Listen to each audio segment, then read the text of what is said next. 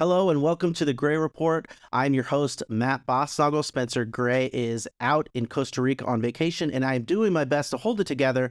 But do not worry, this is going to be an incredibly exciting and important episode. And if you are a multifamily investor, if you're active, passive, maybe you're just a little bit curious, or maybe you are a plugged-in industry insider, then this is the podcast for you. We have downloaded, we have researched, and we have gathered all the most important, most relevant, newest, and best information, news, research on the multifamily market, real estate, housing, the macroeconomy, everything that you're going to need to know. And it's been a heck of a week. We've got reports from MSCI, from Apartment List, RealPage, Cushman & Wakefield, National Association of Realtors. We are going over risks in the multifamily market. We are going over issues of supply, and you're not going to want to miss this week's episode of The Gray Report.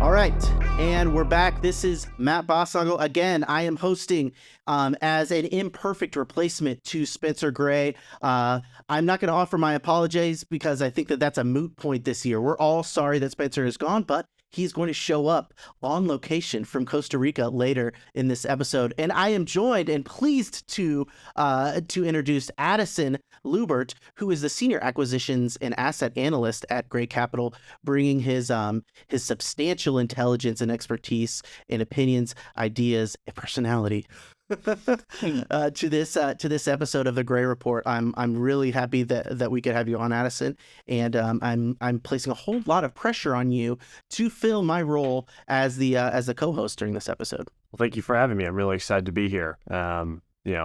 Family, friends, acquaintances, coworkers have long told me that I have a face for radio and a voice for print, so I'm excited to be here. Well, that's great. Excited to get this done. I think that sounds and looks beautiful. At this point in the episode, Spencer always asks me something about my life, and I always fumble the answer, because I always don't really. I prepared for the multifamily portion, not the portion that's asking about me. So how are things with you today? Things are pretty good.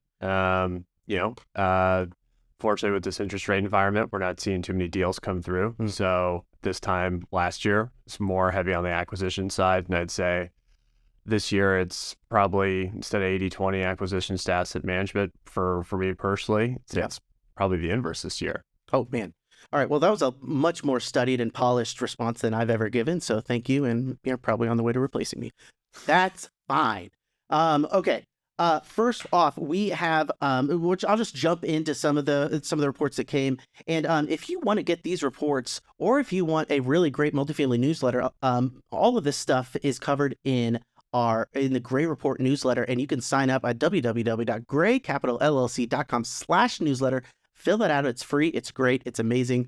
And you're going to stay on top of the best information and research in multifamily housing and the macroeconomy. We changed it.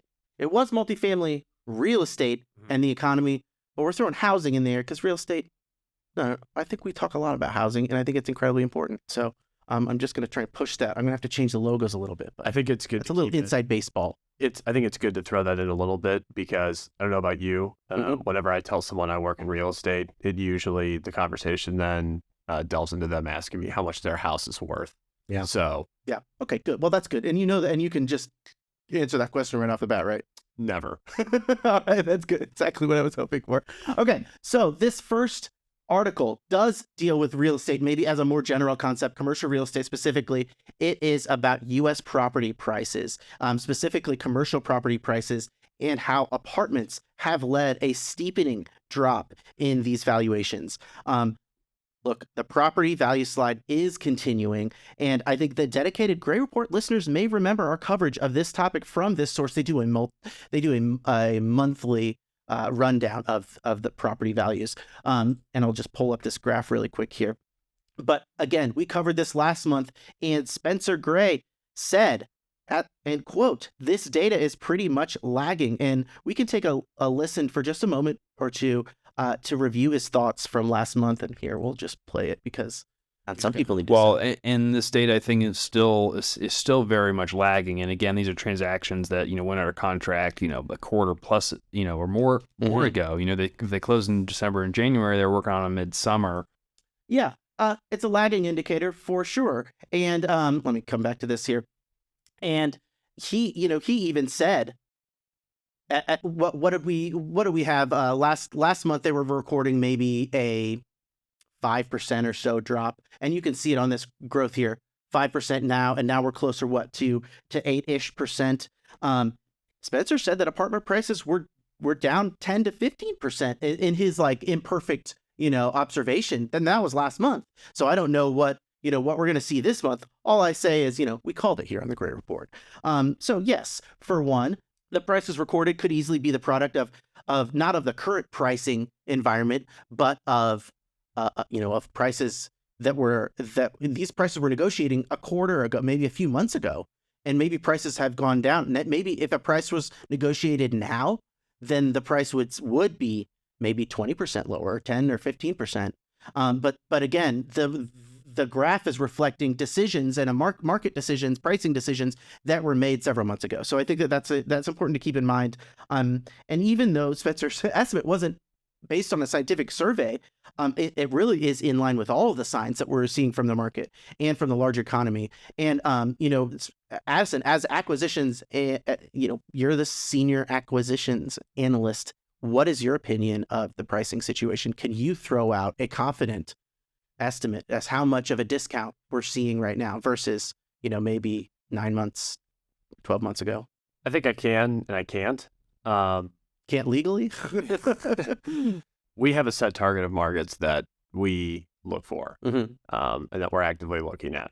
I don't look at anything that's in major cities, quite like Chicago, New York, Los Angeles, San Francisco, stuff like that. So any of the big markets that have been reported to see major price decreases, because I haven't been looking at those, that's a good point. Can't really say like I identify with them. I know what they're talking about. Mm-hmm. Now, to a certain extent, from when I got into this industry, when I started, analyzing deals in the summer of 2021, from 2021 to now, even from the summer to now, yes, we have seen some price decreases in the sense that some people have kind of gotten off their spot thinking that they can get a 4.5 cap rate at times in Indianapolis. I don't think that's the prevailing wisdom of deals that we're seeing come out.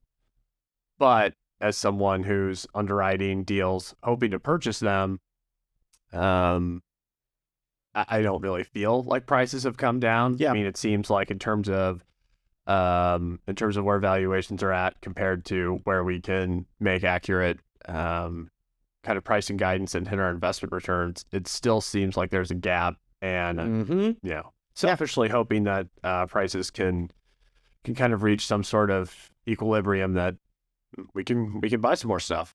Yeah, no, I completely agree. I think that things haven't moved yet, or at least this is my second hand. You're in the trenches, and just like Spencer and Jay and all the other buyers and sellers. The sellers don't want to move yet, and it really does seem like for one, sure, apartment prices are going down.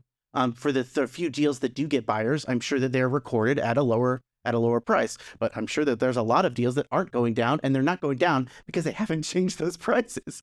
And these sellers are willing just to kind of sit it out. I was like, well, I'd rather not sell then if it's not going to get my price.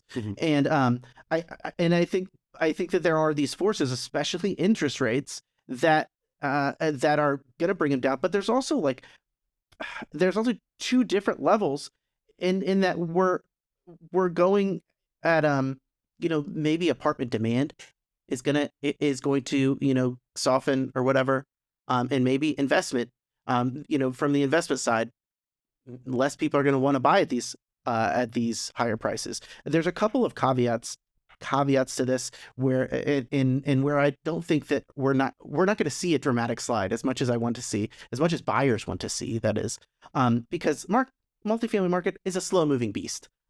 It's an Oldsmobile Cutlass Supreme. It's not a Miata. It's a bumblebee, not a fruit fly. what other? It's more of a pontoon than a jet ski.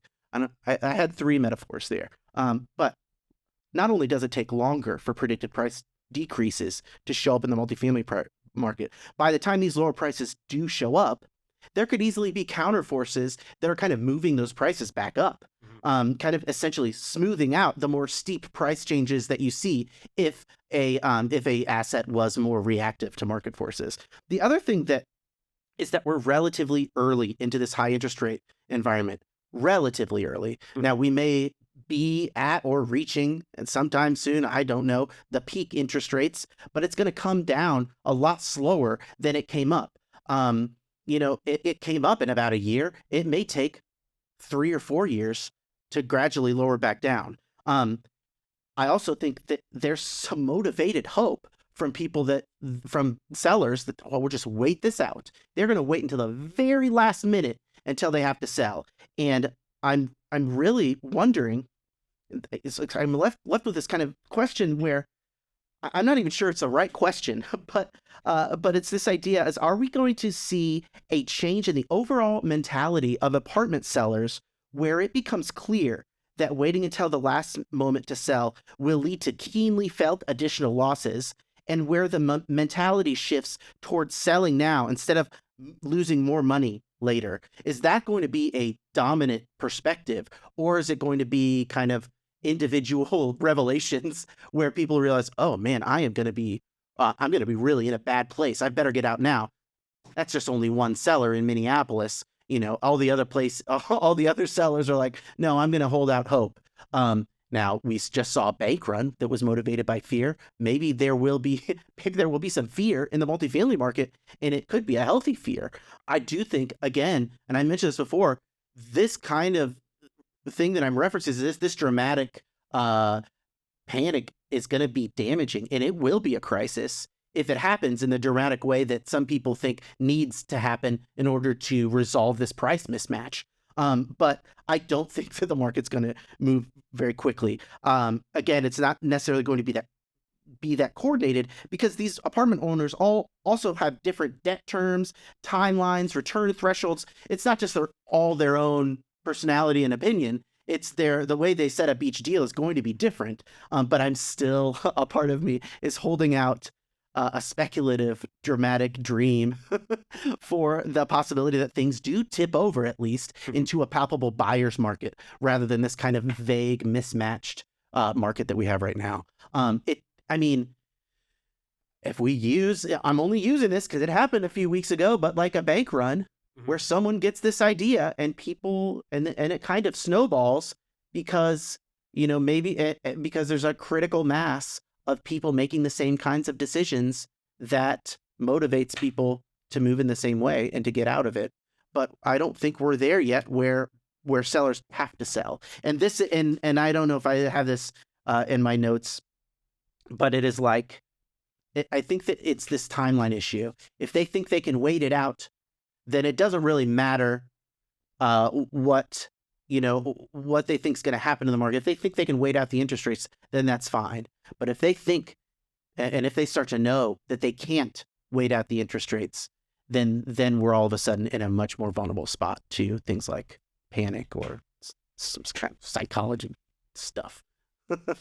I don't know. That's just that's my account of the drama, I guess, at the heart of this. But I don't know. What do you think is needed to move these sellers, these stubborn sellers? Well, I think there's a combination of factors that there's a combination of factors that together, or should say together, more separate, with the individual factors, they can show enough change in the market that RealPage in some places can kind of document it. But I think there's going to be a combination of factors that kind of make it almost like a mixed bag market when it comes to sellers. I think anyone that was planning to sell last year, or they're planning to sell this year, or now in terms of how long this interest rate environment has gone on, their business plan was to get it to sell in 2024. Anyone that just based on their business plan thought about selling, it's not debt induced, I can see them being the people that really just sit and wait it out because prices are coming 10-20% below where they had projected based on just cap rate compression over the course of their hold period. I think they're going to be the people that just say, well, okay, it's not really worth it for us to push something out when we don't need to, when this is a really shaky environment. Now, on the flip side, we've taken the approach that we're not going to do any negative leverage deals. We're not going to invest in deals in which the interest rate is higher than the cap rate. So if your particular market isn't affected by that, and the type of product that you're offloading is going to be bought by private equity firms like us, might not see those kind of issues in terms of selling. Yeah, they're going to be more induced to kind of go wherever. And so that's why I kind of offer the glimpse that I don't think it's going to be concrete. Now, if you're in a market like Miami where it just continues to heat up and heat up and heat up and heat up, and it's almost kind of an outlier to these situations with cap rate compression and everything. When you have groups going down there like Blackstone or major REITs where they're buying properties to get cash out and make some money at the end of the day, they're not your syndicates that are really trying to go for 13 and above IRRs. They're not going to care. However, on this instance with the interest rate environment, you're also going to have those sellers that they did floating rate debt. Yep. And we've seen a few of them on Jay and I's end in terms of acquisitions where they bought floating rate debt when interest rates were as low as could be and didn't think anything of these rates skyrocketing back up. And they're the ones that I think in this market, at least in the year of 2023, they're going to be your most consistent sellers because as much as they want to make a profit, as much as they want things to get rid of, they're going to have to take what they can get because it's not a matter of a business plan, it's a matter of debt. Yeah. They've got to pay off some stuff. Yeah, fear of loss is a little bit more of a motivation, I think. I think there's probably some scientific studies on that than like the greed, than the desire for gain. Well, and also the other wrench in this is, in some places, stagnant rent growth or no rent growth. Yeah, that's what I mean when it's coming at two sides. You got the interest rate and stagnant rent growth in some of these markets. That's going to motivate some selling. Well, and you're going to see some people that it's definitely hurting the people that have the floating rate debt that are underwater and need to get rid of it. But I think you're also going to see some people that were in that wait and see period that I talked about where the upside that we thought that we were going to have in year 2, 3, 4, 5 of this deal just isn't there. Yeah. We're on revenue management, and the people that we're trying to release, they're in some cases below market rent, or maybe now they're at market rent, or it's, they're not at an increase. So I think if you have enough of those, then you're going to see some people just say, all right, we can hopefully find someone that's really willing to pay top dollar for this individual piece of real estate and move on. So I think this market it's going to be kind of a mixed bag of who's interested in selling versus who has to sell, and what are the reasons. Yeah. What's causing it. Yeah. I think that, that's what I was waiting for, like the imperative. I don't think anyone wants to, and they're going to have to wait until they need to. And then, and then you get into opportunities that maybe can be exploited by buyers. That's what everyone's waiting for. And I'm not sure if that's going to be a big common thing yet. Well, what I think is, talking with different brokers and everything, kind of the prevailing view seems to be that, it's more or less kind of a game of chicken where it's like, all right, totally. Who wants to be aggressive? Who's gonna make the first move here? But in some of these cases, the first move requires a seller willingly selling for a 10-20% discount. Exactly. Yeah. And if they don't have to do that, I don't see why they would make the first move. Yep. Totally. All right, let's shift gears just a little bit, but it's still related to multifamily. The new apartment list monthly report came down the pike into our newsletter. It is the March 2023 rent report. Now they label it the April 2023, but I'm pretty sure that it's based on March numbers because April has not happened yet. Um, I smiled and shook my head a little bit when I read that, and this is just kind of some context here. I smiled and shook my head a little bit when I read the handful of takes on the Fed's softening interest rates. Now we have this report here, but then I also read articles about the Fed flinching and concerns over the softer response from Feds. I don't think a 0.25 interest rate increase is softening, but granted, it's not the overwhelmingly dominant view by any means, and most headlines rightly acknowledge how this relatively low interest rate hike is still an interest rate hike and still ramps up the pressure in the economy. But I only mention these circumstances with the Fed because I want to explain the differences between a cooled off stagnant apartment market for people wanting to buy apartment properties and except for a few markets here, the apartment market nationally is starting to really return to normal, to a pre-pandemic normal. Like I said, there could be places like maybe in Phoenix where you're in a situation where you're dealing with lower apartment demand and high interest rates that are kind of squeezing you from both sides, and that could happen. But largely, if we're going on average, we are trending in a positive direction, and we're making moves on the month-to-month side that are worth noting, that may be even more promising than the kind of bottom line year over year or month over month number would indicate. Now, just for some comparison, we grew 0.5% versus last month.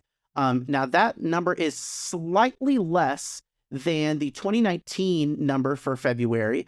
I'm sorry, what do they have there? March number. I'm sorry. Either way, same month number for last year. We're a little bit underneath, but if you look at the general progression, we have jumped up. We're jumping up at higher intervals, and we're kind of making up for lost time a little bit.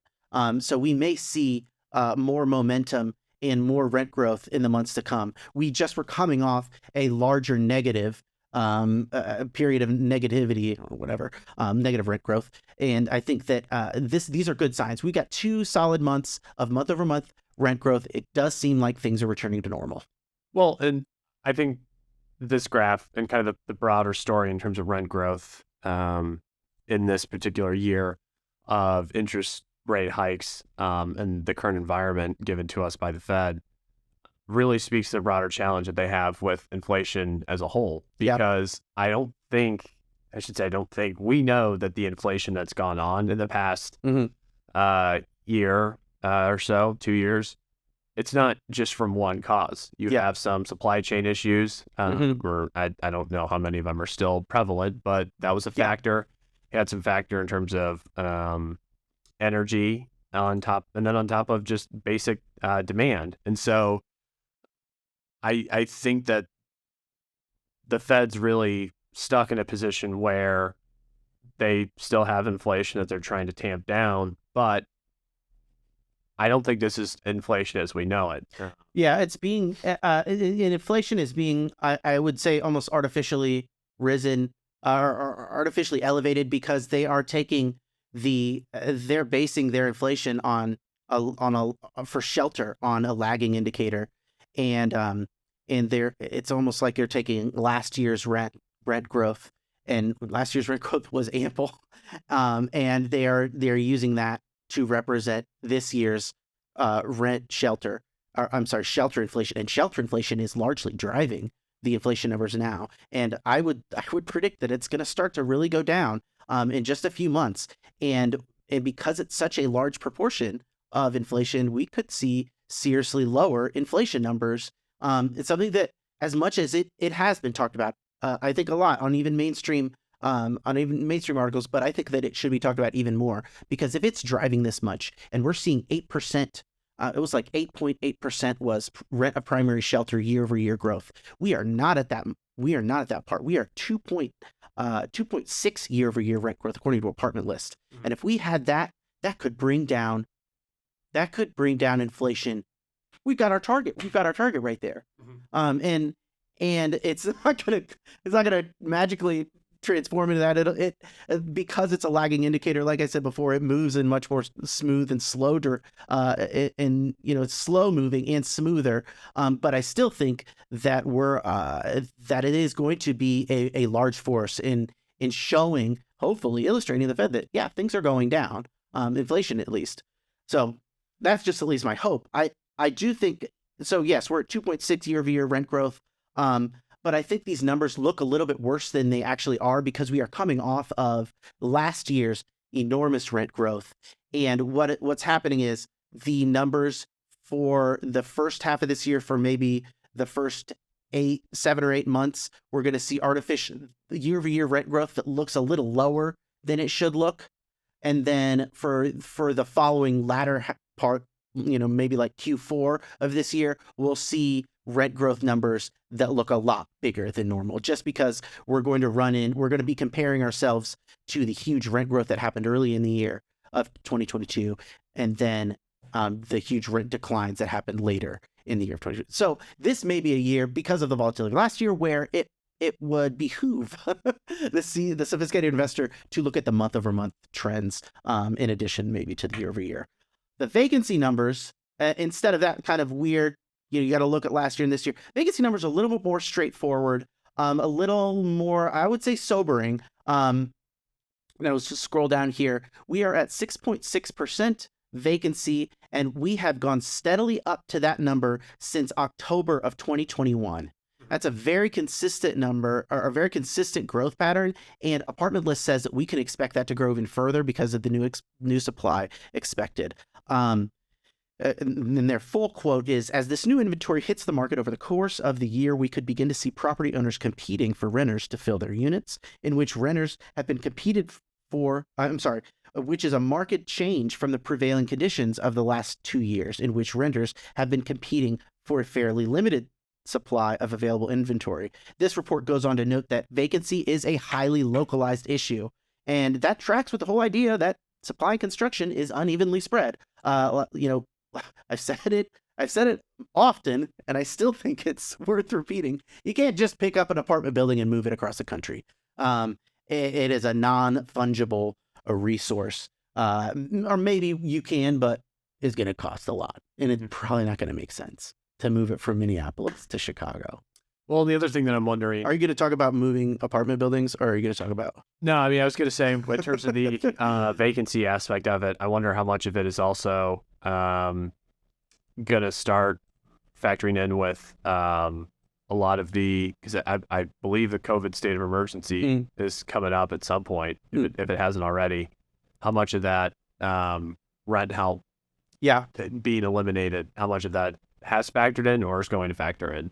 Yeah, I think I said, if there was a theme to this week's reports and stuff, I would say a large theme is supply, and how much is that going to impact vacancy and apartment demand on one hand, and the kind of risks that people are facing right now because of whether it's the bank risks, whether or really as a couple, we'll get into this in a couple of reports from now, that developers face. And these things are really tied together. And this is a really fraught moment where you see developers, they don't want to start projects in such a high interest rate environment, but there is still a housing shortage. We still, as much as we are building right now, it's still not going to fill demand perfectly. We're not going to, we still got a lot of people that need homes, and multifamily is a big source of that. Well, the crazy part about it is you think about how long these interest rates have been where they're at. If they could continue to go up, the talk of 2023, and it seems like in the last few years, is the small amount of small amount of construction and new development happening. How much worse is it going to be in 2024 and 2025? When it's been a year or two, whether it be here in Indianapolis or just in various markets across the country, developers not developing anything new for the sake. Oh yeah, we'll get to that. It's not profitable. We can the supply. We'll get to that. All right, let's move on to the next report. And because I do want to get to this, it's a Cushman and Wakefield report. But first, I want to talk about this Real Page report that does touch on the same topics that I was talking about, really risk. Which markets specifically, not just the national risk, but which U.S. apartment markets are low risk and which are high reward. I love this report. I think that it gets at a question that pairs well with a report by Noah Stone a year and a half ago called Multifamily Return Volatility and Why It Matters. And it looks at the concept of beta, which is beta and I guess standard deviation, but beta is how far an asset, maybe it's a stock or an apartment, how much does that fluctuate above and below the normal bound, the normal expectation? Is that right? Am I getting that one wrong? Again, I really like this because I tend to gravitate towards reports that are a little headier, that'll jump a little bit ahead of my understanding, and so that gives me an opportunity to learn something. But that also means that when I report on it, there's a little bit of a risk for me in getting it wrong. But again, the Carl Whitaker report coming back to 2023 does reference beta actually, and really talks about a lot of the risk and a lot of the mindset of people, of investors that are thinking about buying or thinking about selling here. And he says that the approach for most groups heading into 2023 and likely even 2024 has been one colored largely by risk mitigation. For some, that means closely monitoring the rise in expenses. For others, that means relying more heavily on low beta markets. This is a strategy that helps offset risk with the understood trade-off of a lower reward ceiling. A high beta market would be one maybe where you get a lot of high returns, but maybe you're more vulnerable to higher losses. Now, the Noah Stone report did highlight the fact that some of these high beta markets, you're going to get a lot more wins in your winning years than you're going to get losses in your lost years. But if you're in a loss year, you don't want to be in a high beta market because they do lose a little bit more on average than low beta markets. But you also don't want to be jumping in and out of markets every other year. You can't. That's exhausting. And so I think people are looking for low beta markets just as a way to get what they pay for.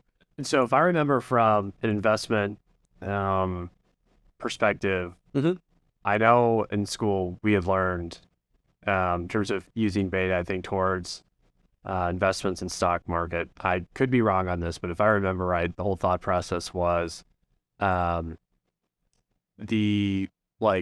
want to say that the closer the beta is to zero, the more it's, you're getting low risk profile. Yeah. The higher the beta is, from a positive standpoint, it's exactly like you mentioned. The high is really high, the low is really low. Yeah. And then if it's a negative beta, that it moves like in the inverse. Okay. Yeah. So, yeah. Okay, so and that's kind of actually what Carl, he slices and dices his data here, and that's really what he does in this report. And we'll remind people, I guess, that we're seeing a lot of construction that's making these risks kind of amplifying these risks. But this report takes that same situation and ranks the major markets by how well they do during boom times and how well they do during market downturns. And they have these.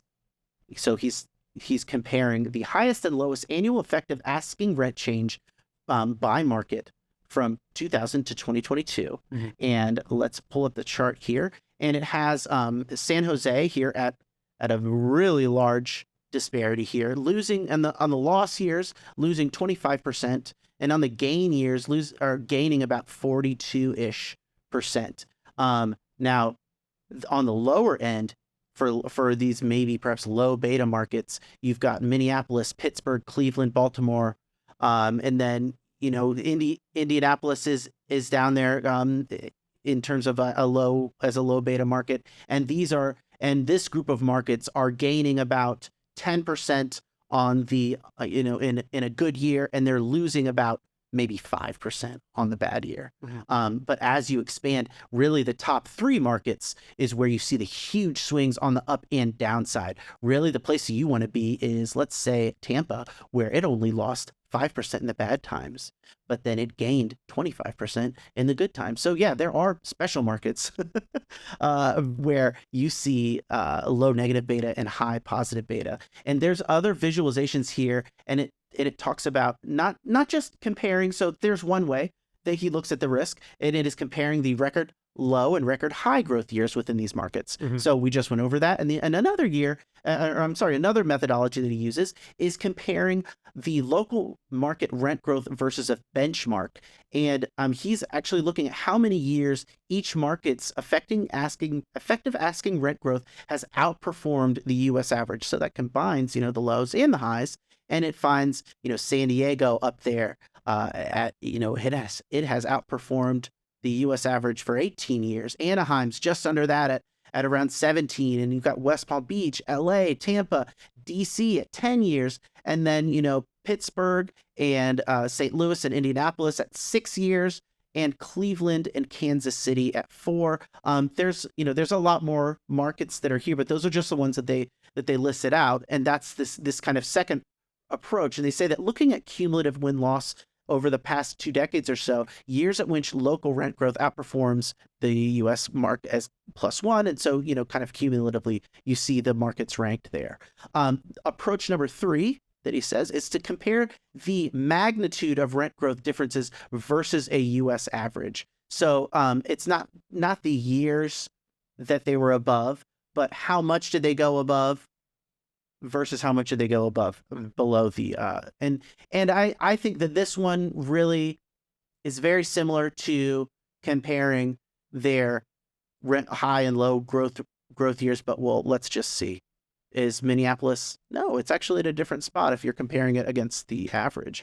In this situation, this is like the funnest graph that I saw. So it's got, again, San Jose and San Francisco, Oakland, Austin as these this chart is called market volatility, which measures the degree of outperformance versus underperformance in win-loss years. So San Jose had 8% in the negative column, and then about 9%, so roughly about even. Now my favorite one here, so you get and these do look like, they're kind of you would see these markets coming. So San Jose, San Francisco, Oakland, Austin, these are all the kind of markets that are in a little bit more of a shaky position right now than they used to be, but they were also ones that were, 5 years back or really 2 years back, I think 1 year back in the case of Austin, popular, really good destination markets.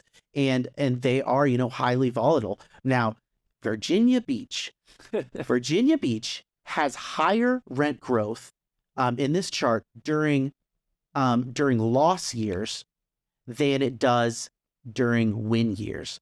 I'm not really sure about that, but the quote from the market itself, it says Virginia Beach is the only instance where loss years actually tend to outperform win years, which suggests that this market could be counter-cyclical to the U.S. to some degree. In other words, years where this market's local growth underperformed the national average tend to actually be the strongest years within that particular metro. So I think that follows the whole negative beta premise. Yeah. Okay. Yeah, that means that this is a true low upside yet also low downside market. Yeah, really interesting. I'm just gonna throw that one out there because I don't even know. I don't get it.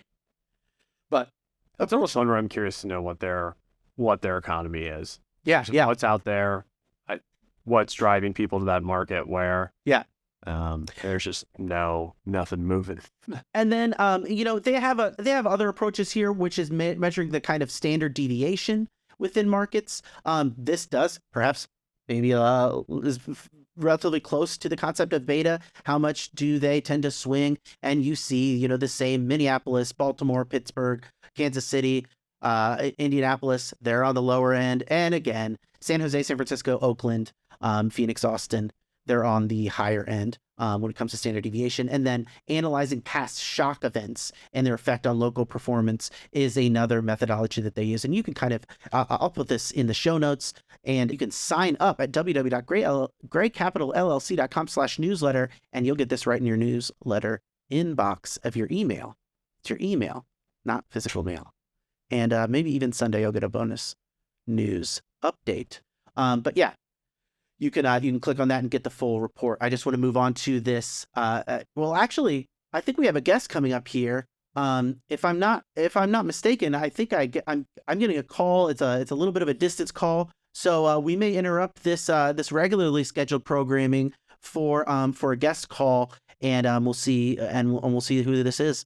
So, having talked about markets that are most risky, maybe most rewarding, and referenced that great Noah Stone report from about a year and a half ago on the concept of beta, which was nicely referenced in the Real Page report. I'm bringing in Spencer from Portugalba, Costa Rica. Which, did I pronounce that name right? Nope, man, that's all right though. I'm up at the Papagayo, Gulf of Papagayo. Because yeah, I was pretty close. Peninsula. Incredible development of this peninsula on the North Pacific coast of Costa Rica, on the northwestern coast. Vast farmland, 70% of the peninsula set aside for conservation, 30% for development. We're really interested in how to be able to blend nature, but also really attractive hotel and tourist developments. Really, really fascinating. Matt, holy crap, really glad you brought up beta. I think a lot of us have been thinking about these low beta markets, especially, I know you and I was talking about the Midwest. One of the most interesting characteristics is the low beta, being they're much less correlated to kind of national average.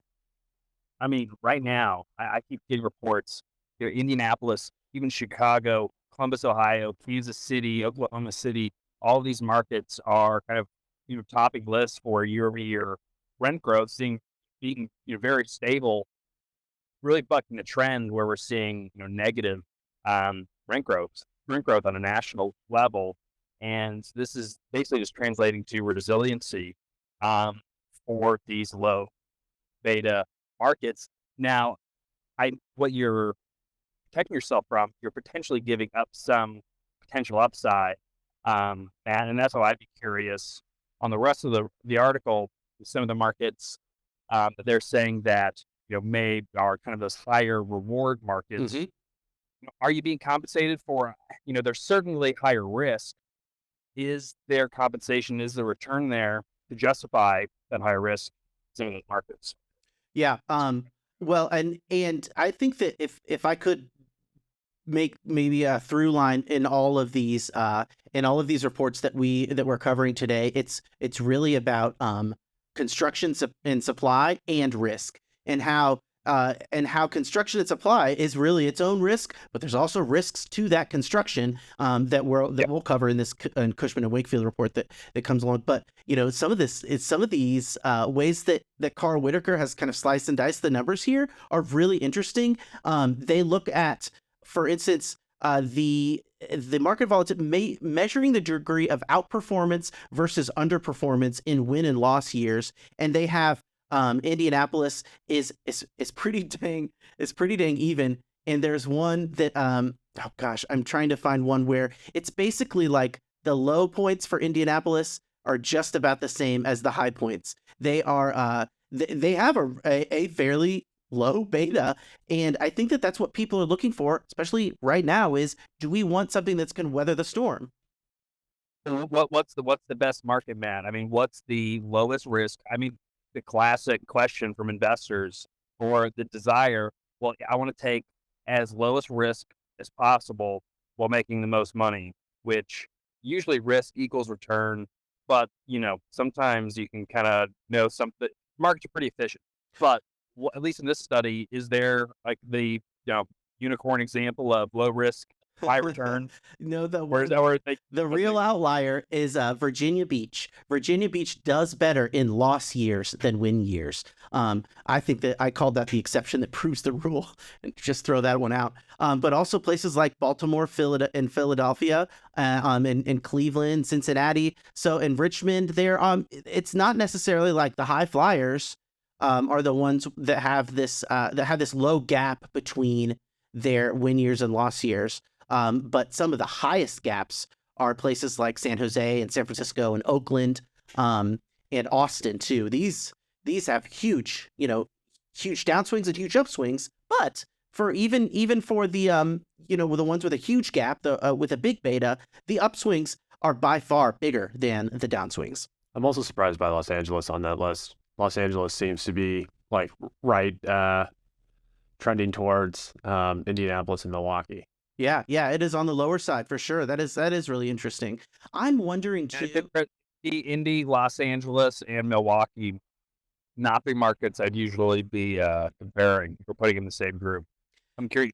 So is LA becoming more of a low beta market? Is that the idea? Yeah, that is seemingly the idea. Now, I also think, and we have discussed this a few months ago about how robust and established a market is. How much are they vulnerable to swings in supply, to that risk of being oversupplied? Because the bigger a city is, they can kind of absorb that, maybe a couple developments come in, or maybe a half dozen. And that's not going to really impact the vacancy in a huge market, but in a little market, it will, and it has. Phoenix, to bring up this Cushman and Wakefield report that we're going to get to, Phoenix is one of those where, and I'm going to repeat at the risk of repeating myself later, they overbuilt going into the Great Recession, and then their occupancy suffered, but then they were underbuilt, and then and you saw their rent growth rise during the pandemic, and now they're kind of overbuilding again. And I think that maybe the reason why things are being impacted so much is it hasn't achieved like the Dallas levels of population growth that would absorb it. So there is still some vulnerability, I think, for the relatively smaller markets. I also think if we're going from a specific standpoint with Los Angeles, this isn't, I don't have anything in front of me or top of mind to back it up, but I've always felt that when you get to talking about San Jose and San Francisco, that seems very tech driven. Yeah. That seems, I don't want to say it's focused in one industry, but it seems heavily tech driven. Whereas Los Angeles has, you still have some tech down there. Mhm. You have a lot of banking and finance. You also have, obviously, Hollywood and all that stuff. Plus, I'm pretty positive it has a much larger population. I think state of California has 21 million people, 10 million of them, 10 million maybe, live in Los Angeles County, or Los Angeles County and Orange County. Are we talking about kind of LA proper, or are we talking about the larger MSA and including the Inland Empire, some of those slightly more affordable California markets? Anaheim was on that list just shortly above Los Angeles towards kind of a stable market. So I'd say probably the bigger trend, and I guess if you take out San Diego, Los Angeles and Anaheim, Irvine seem to be pretty steady. So you just see the major difference between Southern and Northern California in those respects. Well, San Diego, I think, has one of the best records. I don't know, Matt, forgive me, I forget if this is the report this week or last week, or it's going to be on the report, but I think San Diego ranks as the market that has the most consistent years of rent growth. Yeah. In the nation. I think it's just because I think it's got a lot for it. The weather certainly is nice, but there's other stuff. Hey, what else? Navy base. Well, you brought up remote. Addison, you brought up remote working, and I will loop that into Costa Rica a little bit. I thought that I saw, and it may not be Costa Rica, but there's some big pressures for their local government to accommodate remote workers, just as, and I still think that that hybrid work, remote work, these office properties, that's the undercurrent of this week's news stories. I saw a lot of people worried about the office market coming down, and it could be to the benefit of places like Costa Rica where people can travel, don't have to use an office. Now they can live next to the beach. Yeah.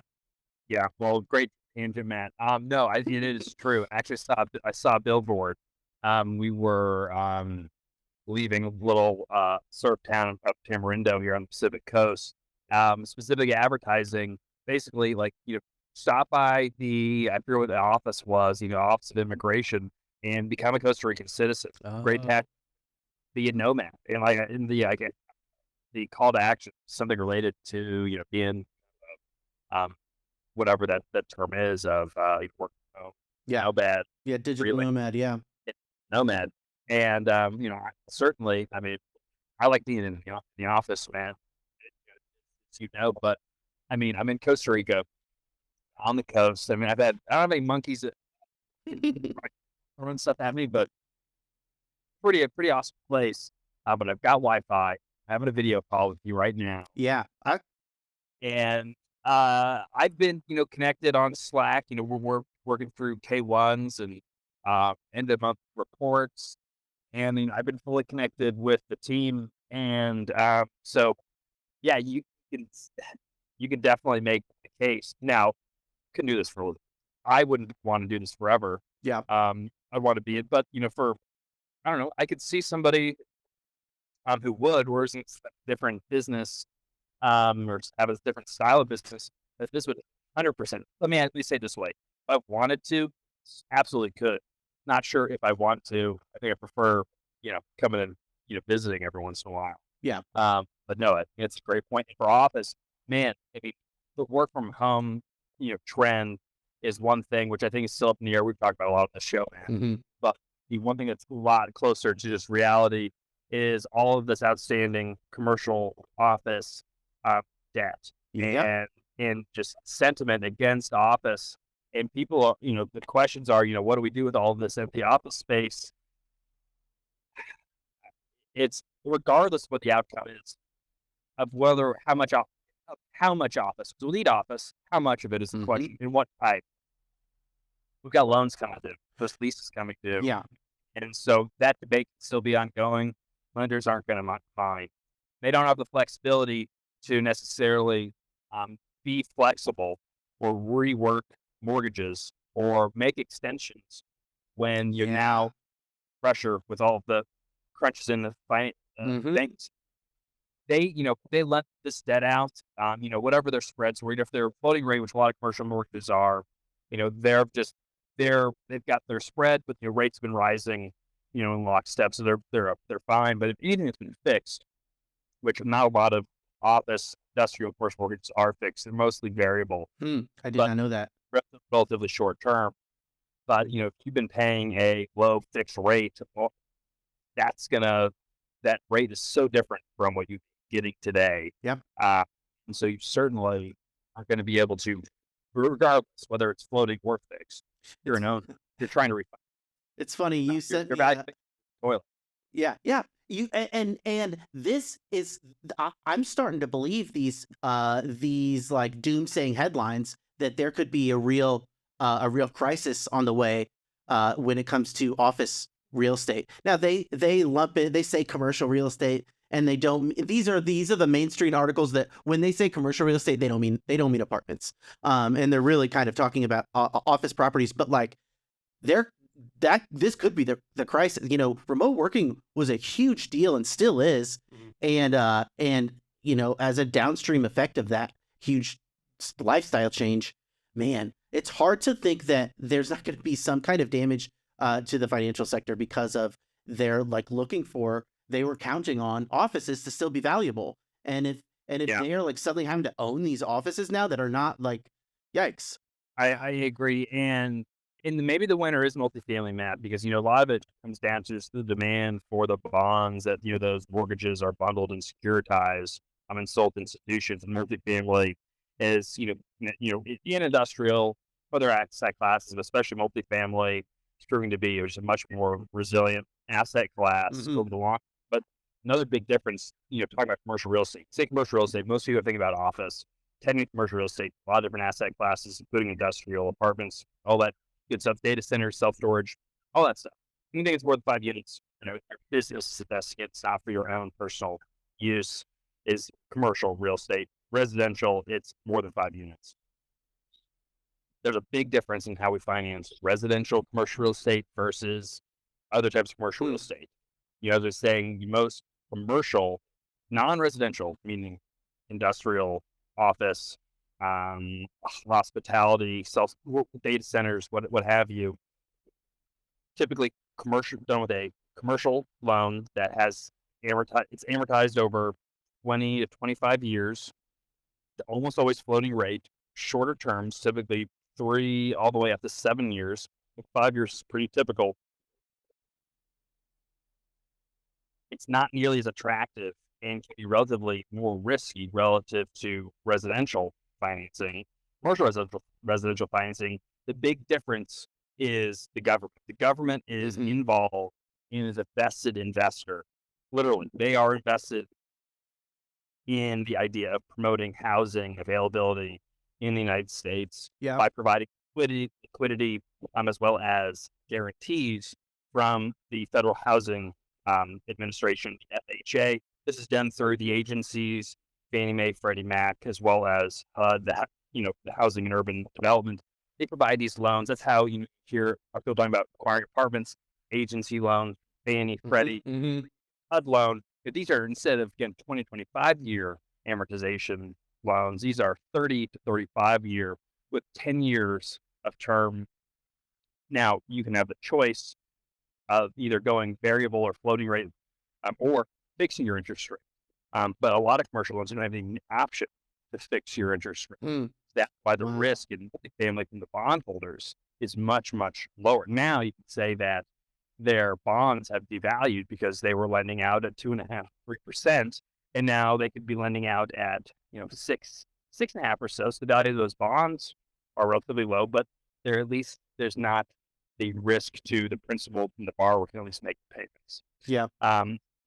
So that's why when you hear conversations of commercial real estate, talking about loans and mortgages, multifamily has its own set of problems that are very similar to what's going on into office. But fortunately, it's not like it's 100% of the market. Yeah. It's, it's maybe 50 or 60, but it's not 100%. Where like our portfolio, man, I mean, we're on almost on all permanent financing, almost all fixed rate loans. We've got a couple floating rate loans that are capped. We've got one bridge loan that we're converting to a permanent HUD loan right now. But we've got those options. Whereas if, like the deal that we're taking to a permanent HUD loan, if we had to go to a commercial bank to get type of loan that an office investor would be getting, it wouldn't pencil. We would be in a rough position. Fortunately, the deal has a lot of cash in it, so we've got some flexibility. But our options would be pretty thin. But since it is residential, it's multifamily, relationships, we've got a lot of options right now, and a really good option of them fixed long-term financing facility in place with 35 years of term and 35 years of amortization. There's not a commercial or industrial lending facility with those types of terms available that I'm aware of. Yeah. Maybe, but not that I'm aware of.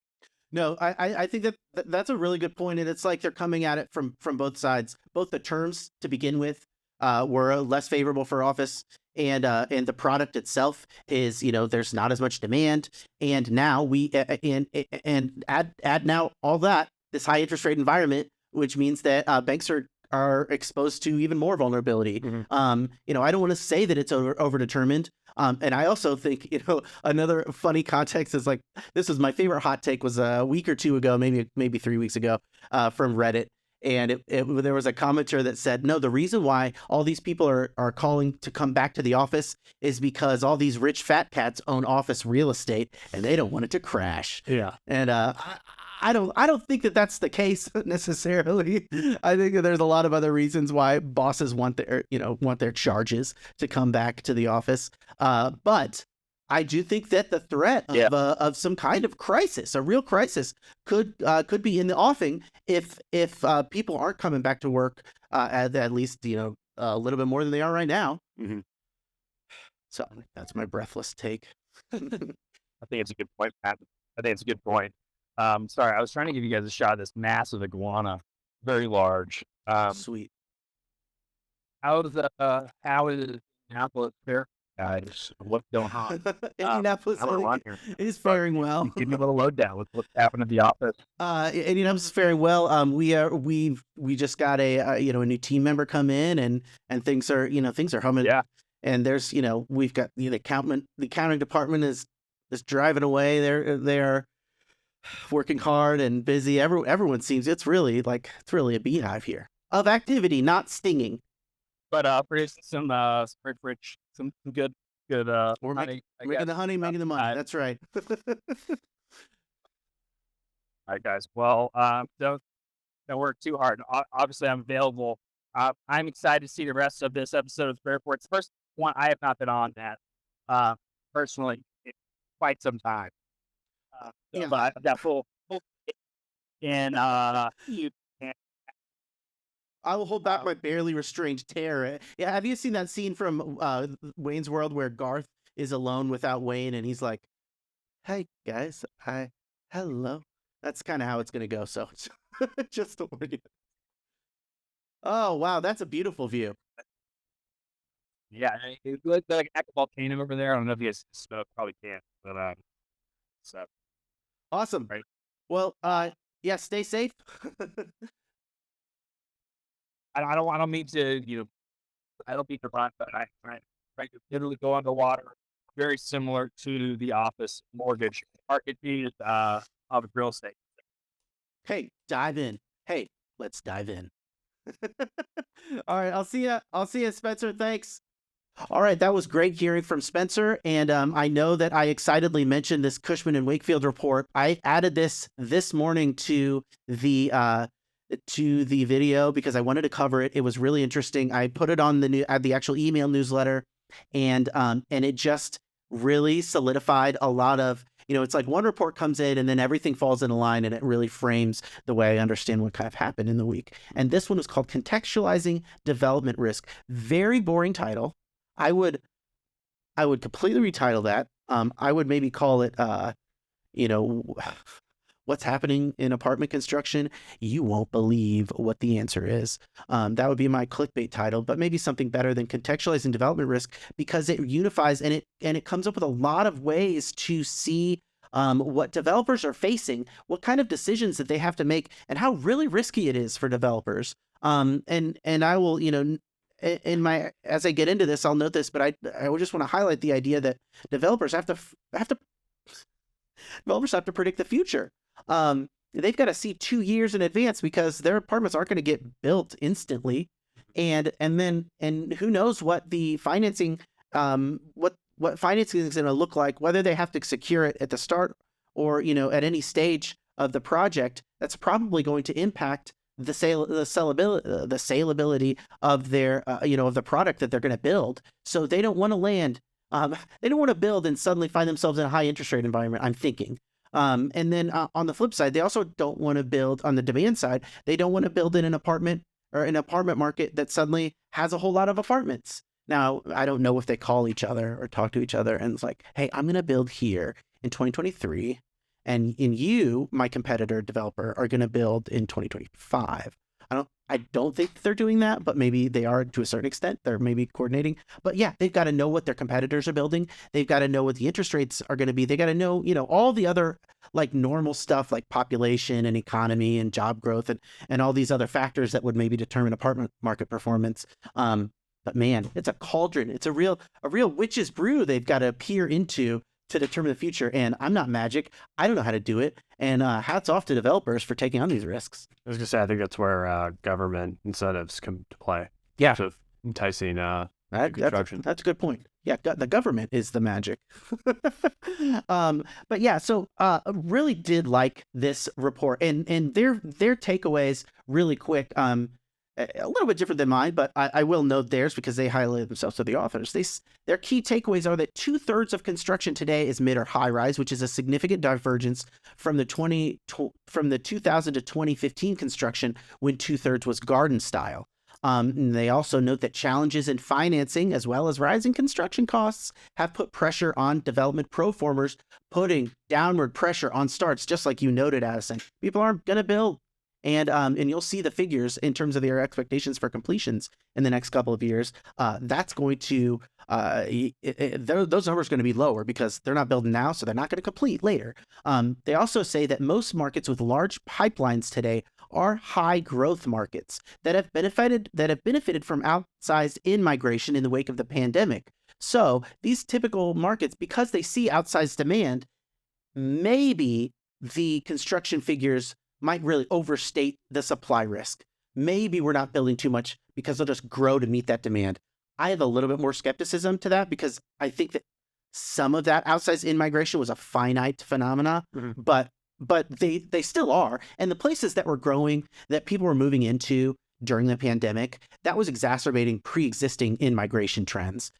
So it wasn't like people suddenly discovered that Phoenix existed or that Boise existed. They were moving in there a little bit before. It just and now they'll still be moving in there a little bit, more relative to like a place like Chicago, but still, I think that there's some bounce back. The U.S. and finally, and I noted this earlier in the report, the U.S. housing shortage likely means vacancies will rise in the near term, but fall quickly as new supply is absorbed. We still don't have enough supply nationally, and maybe even, a lot of these markets.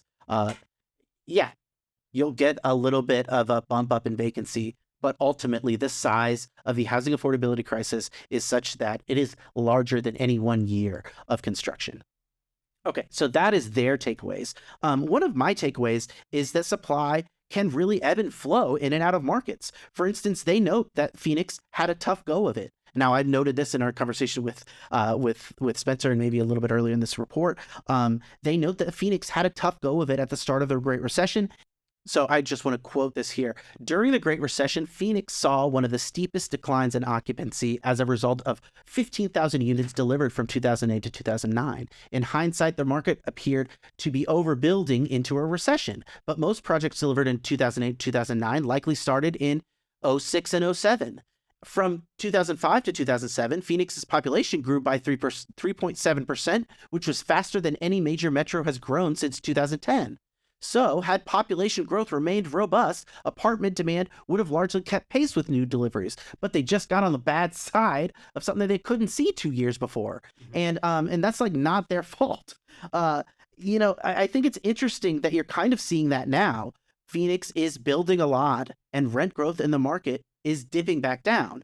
And I think that another really huge point is that the effect of this construction could be different based on the size of the market. Phoenix may not be at that size, and I may have noted this earlier, where a smaller market can't take 15,000 units like a bigger market can, and so it makes them a little bit more sensitive. Now, on the long term, it's got those growth numbers where you can really be confident, but you may not be confident there may be 1 year where you're really dealing with lower occupancy, I think. But again, like the long term is where you'll kind of make it back.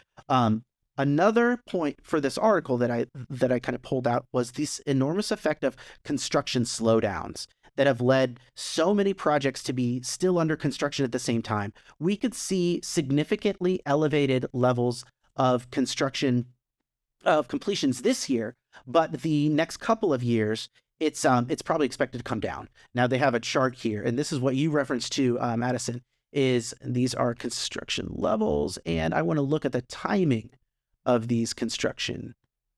Nope. Is it here? Is it here?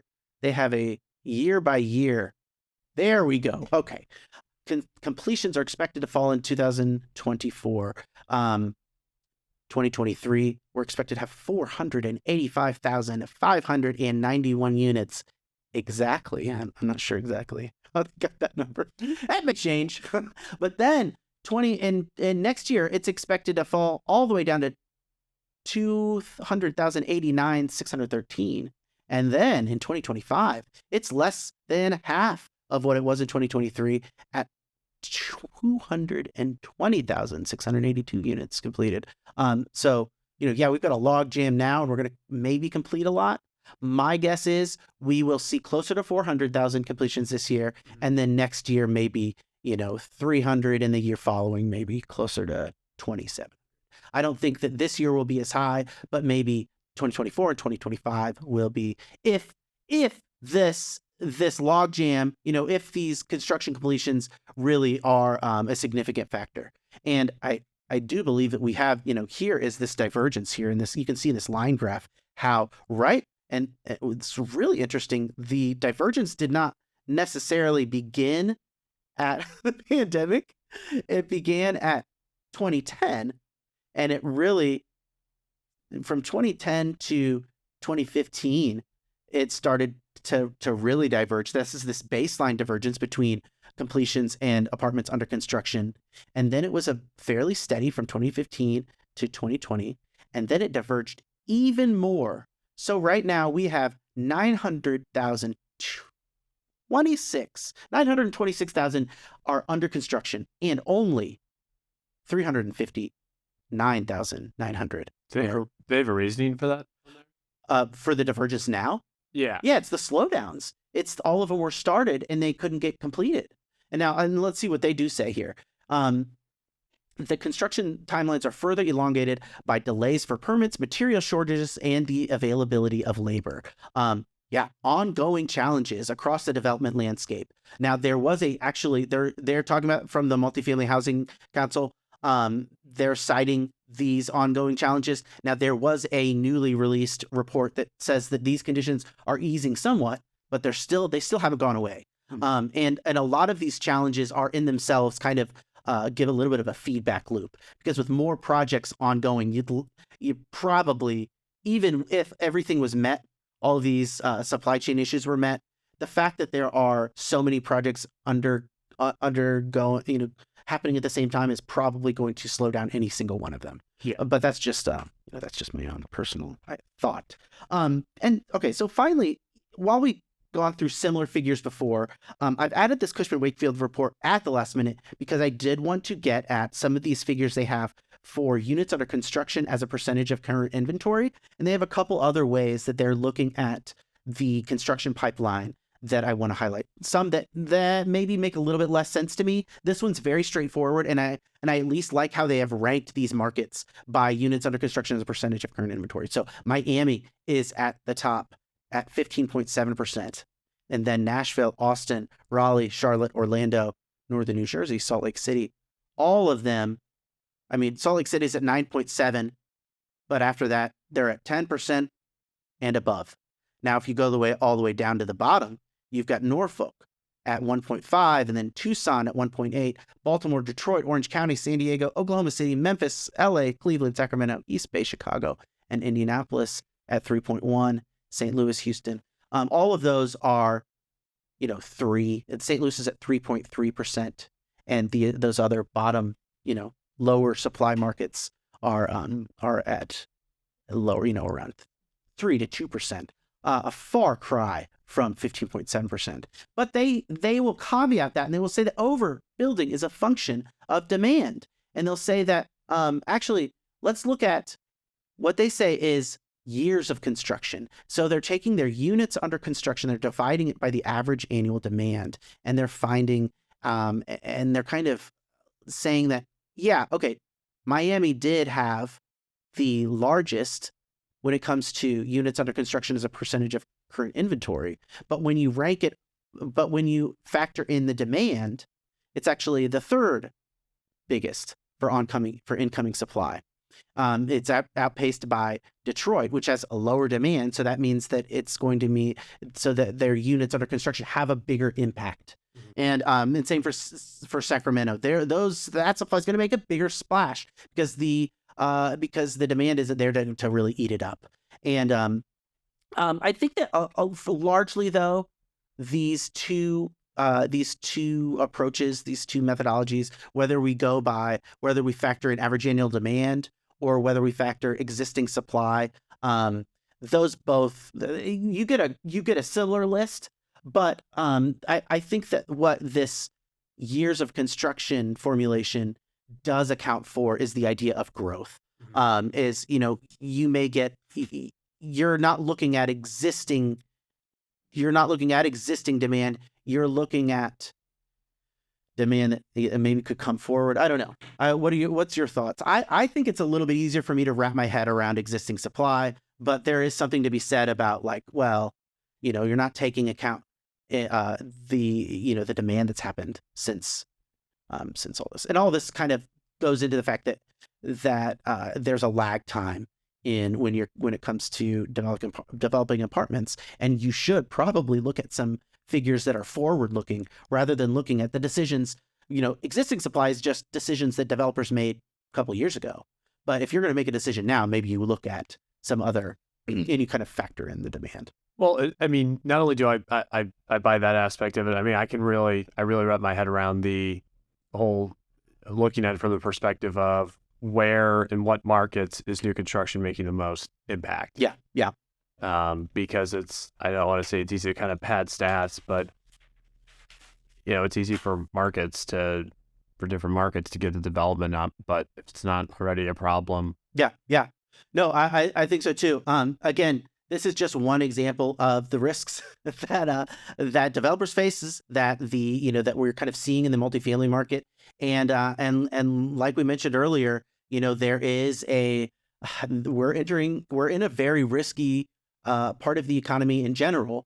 I mentioned that more and more of these headlines are talking about the office market and how that could create a vulnerability. I would argue that multifamily apartments, if you're going to get into an asset class, then it seems a lot more attractive than office properties.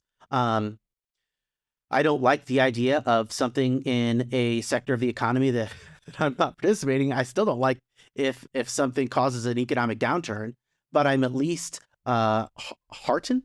At least I can take heart in the fact that that multifamily has shown some good, strong, positive growth lately, and it kind of makes sense. The consumer spending is not suffering at the level that people think it is. I know that people are saying that there's a lot of headlines about how our savings are down a lot, and I think that is kind of an argument. And I'm going to go off the cuff right here and just note this. Now, consumer savings from the Fed. Now, if we look at the personal saving rate, now I could be completely wrong here, and I would love for a commenter to come and correct me. But I've been hearing a lot about how no, we are spending down our savings, and we are in a bad situation in terms of like the average consumer, and that's a sign that we are in a bad spot. Now, yeah, relative, yes, that's true. But if we're looking at like short-term changes, we have gone, we had a big the savings rate was great in April 2020 at 33.8, and we dipped down to our low point at June of last year, and we have gone slightly up. June of last year was at 2.7, and now we are at 4.7. We are getting better at our savings. We are still low, but the trend is not any lower. And so people that are saying that we're spending too much money, let's add a little nuance. We're still not saving a lot, but we're not spending any more, are we? Well, the other thing, and I think this kind of explains why inflation has been so mind-boggling to the Fed and a lot of people that are closely monitoring it is, and yeah, I've been thinking about this. How many people were able to spend resiliently in 2021 and 2022? Mm-hmm. Because a lot of that spending that they are normally doing, they were not allowed to do in 2020. Yeah. Oh, yeah. You have a year of no like pent-up demand, kind of. Yeah. Yeah, no vacations. You're not going out to eat. You're not going out to very true. Or anything. Yeah. How much of that was, and also how much of it was, and as you and I have heard in different reports, where we've seen real wage growth in some areas. How many of those people are spending more now because for the first time in a long time they can? Yeah. I just wanted to add that, and where I have just seen that, and not lately, but it is one more ingredient that people like to add to their economic catastrophism, where I think that we maybe are on less of like, we're not teetering over the edge, we're at the edge. Don't get me wrong, but we're not going down. At least we haven't since like June of last year. And so that's still up in the air. I think that the interest rate situation is the defining thing. I don't think it's about consumer behavior. And I don't think that consumer behavior is necessarily, they're not like buying more eggs and driving the price of eggs up. It's not like it's not like Black Friday every day at Walmart. They're just doing their, I think that the big wave of inflation has passed us, and now we're, I think that Jerome Powell should just I remember talking with you before, and you said, let's just rip the Band-Aid off. Why didn't we just increase it all the way up at the beginning, suffer through it, and then we're done. We've cleaned ourselves. And I think that would be great. I think we should do the reverse of that. What? Just take it back down to 0. Or hey, let's do 2%. Let's take interest rates down to 2%. It will solve all these problems. No more crisis. Inflation will be fine. Let's just trust me on this. Personally, I would say it's more along the lines of I mean, I can understand the decision that he made last time to do a small increase because he's still worried about inflation. Yeah. On top of 2 banks collapsing, but I think as you're seeing some of the signs get more and more positive to where we can get things under control inflation-wise, I tend to think that the better course of action for him was to just say, we're going to wait and see. Yeah. There's not enough here. Oh, yeah. Quite frankly, I mean, there's a historical perspective to what the Fed's doing that I think has kind of taken place in our politics for a while. They've talked about how pretty much any president from FDR to Nixon and anyone that was in Congress and the Senate was kind of termed in that sort of in the New Deal era. Mm-hmm. And there was a conventional wisdom on legislation, especially with government intervention. And then they kind of claimed that Nixon was the last one that was a part of that New Deal era. And then some of the efforts undertaken a little bit by Carter, but a lot by Reagan, that was the end of it. And so they talked about how Republicans and Democrats during the time of the New Deal, the era, they're afraid to take down any of those programs, to touch any of that, or move in any opposite way of that philosophy. And now you're seeing it. The next phenomenon that people often talk about is how popular Reagan was in the 80s, and how to this day you'll still hear Democrats talk about, like, well, here's what we've done to reduce the deficit, or here's our latest spending proposal it's not gonna put us into more debt, or certain things like that.